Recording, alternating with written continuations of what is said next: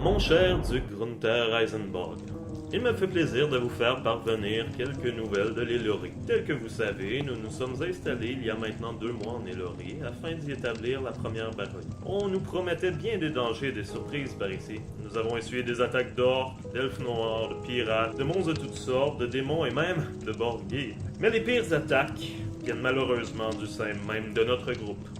Certaines personnes plutôt centrées sur leurs propres intérêts ont tenté et tentent toujours de créer une dissension et la zizanie au sein de l'unité que je tente de faire régner. J'ai réussi en peu de temps à installer un certain climat d'entraide et de discussion, créant même un conseil de nobles. Mais certains individus ont rapidement été intéressés par l'appât du gain et du pouvoir. Les Nordiques ont fomenté un coup afin de faire nommer l'une des leurs princesses et ils ont ensuite inventé quelques bassesses afin de me faire discréditer. Rien de tout cela n'était vrai et justifié, mais le simple pouvoir des ragots dans les conditions actuelles aura créé une grande dissension au sein de tous. Nous voilà donc très fragilisés. Nous ne devons maintenant plus craindre uniquement les menaces extérieures. Nous aurons à faire face à de pires attaques de l'interne.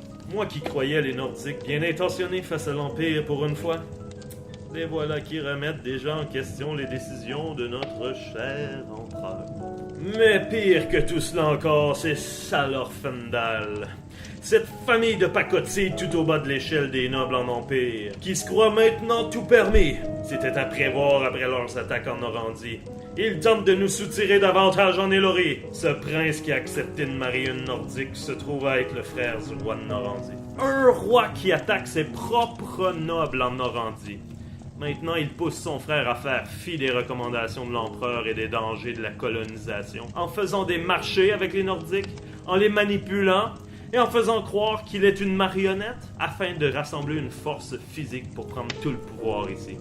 Soyez sans crainte, néanmoins, Monseigneur le Duc. Il n'en reste pas moins que leurs accusations sont non fondées et que l'empereur et les troupes impériales me soutiennent.